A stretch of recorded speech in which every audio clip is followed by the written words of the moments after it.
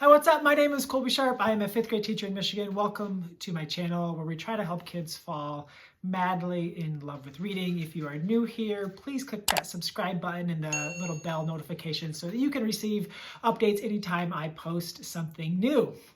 I was recently invited to have a conversation with Frederick, the author of The Black Friend, for Mackin. They do this monthly Lifting Voices webinar, and I got to talk to Frederick, and we had a wonderful 40-minute conversation about his amazing book.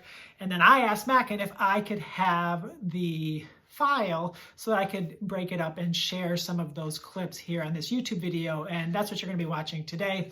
The beginning of our conversation where we talk about the Encyclopedia of Racism, which Frederick put in this book. I'll be back here in the future with more videos, and hopefully you can find something that will help you either digest this book more or have these conversations with the people in your lives. It's a really important book, and I hope you enjoy this little part of our conversation.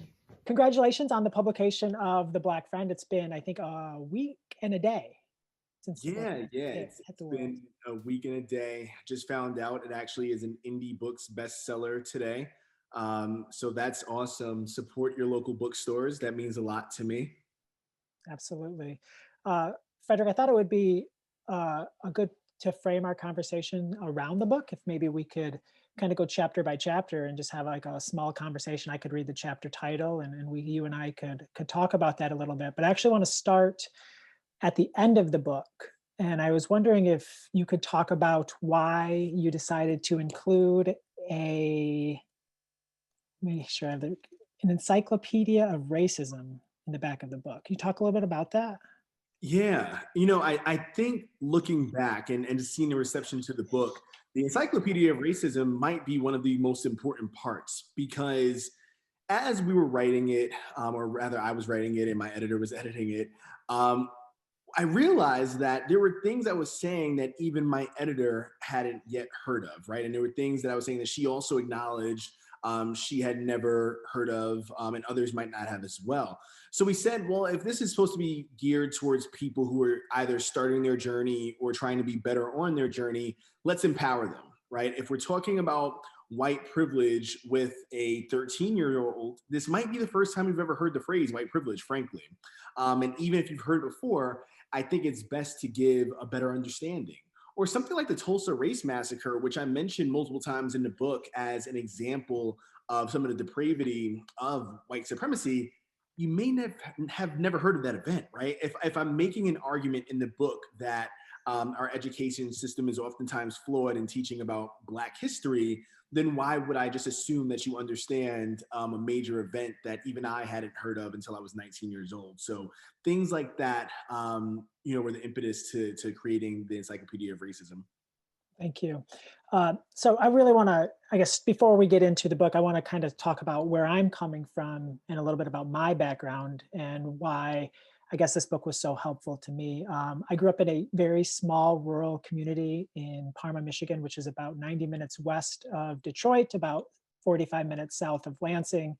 It is, everyone looks like me, right? Like every 99% of people when I was growing up looked like me. You would, if someone like, if a Black family moved into the community, they were the only Black family in the community. Like it was a very, very white, I would say it fits into a lot of the stereotypical things you would think of a small rural town in the Midwest. I would say that racism is very much a thing when I was growing up and still is in 2020. And I will say, like, I knew none of this stuff, Frederick, growing up. I was so sheltered. My first experience where I wasn't the majority, the dominant, I guess, race was when I was substitute teaching in an urban school as a 21-year-old in Kalamazoo, Michigan. And it was just wild that I could go 21 years where, seeing how the world, it's easy to see like why so many white people feel like the world revolves around us, right? Because that was my world. So uh, that's where I'm coming to from this conversation. Frederick, just a little bit about you growing up, because I know if you read the book and when you read the book, friends, you'll get a lot of that. But just can you share a little bit about your childhood with us? Yeah, for sure. And I think that what you said is just very important before I talk about myself is, we're all in our own bubbles oftentimes, right? It's a rare luxury to have an understanding of how dynamic people are if you're not around those people, regardless of race, gender, religion, so on and so forth. Anything that creates community also creates bubble. So you speaking on that is very important, especially coming from the Midwest, right? Like the Midwest is as you described. But in terms of my upbringing and growing up, I grew up in Yonkers, New York, and for those not familiar with Yonkers, New York, I should have probably worn like a "Just a Kid from Yonkers" t-shirt. I'm gonna get one of those. But for those not familiar with Yonkers, New York, it is a small. Well, it's actually pretty big. It's a city that borders the Bronx, and it's in the county of Westchester, which is a very wealthy county. Yonkers is in many ways the Blythe of Westchester. I actually think there was a joke on a Netflix show recently that I was watching with my fiance, and they were like, "Oh my!" They live in Upper Westchester. They're like, "Oh my God, if we lose our jobs, we're gonna have to move to Yonkers." Jesus, right? And that's Yonkers. But outside of it being very much poverty stricken, it's also has an interesting history in terms of education, which I think gives context to my experience in the book. Yonkers was one of the last school systems desegregated, actually, Oh, wow. in America.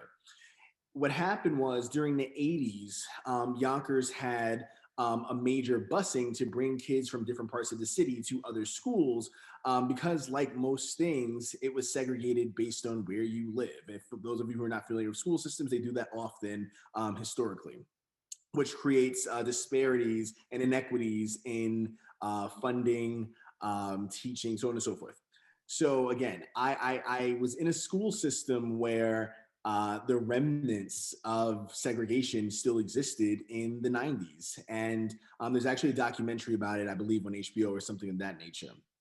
Outside of that, I was raised by my mother and my grandmother, who I like to think they did a phenomenal job. But you have to realize oftentimes that without the advent of certain things like the internet, only they knew as much as they knew as well, right? I was the first person in my immediate family to go to college, the first person to get access to certain things education wise, not just about general society, but even around, Black culture, Black history, which again informs the book because if you don't even know about your own history because our education system doesn't teach it, how can you expect other people to learn about it or know about it, right? And I think it's important that people come to the book understanding some of that already, right? Like this is not a book that's just about pointing fingers. It's actually talking about the sadness and the unfairness of me not being able to be my total self as a young person as well. Thank you so much for tuning into this video. Thank you for watching this clip of my conversation with Frederick.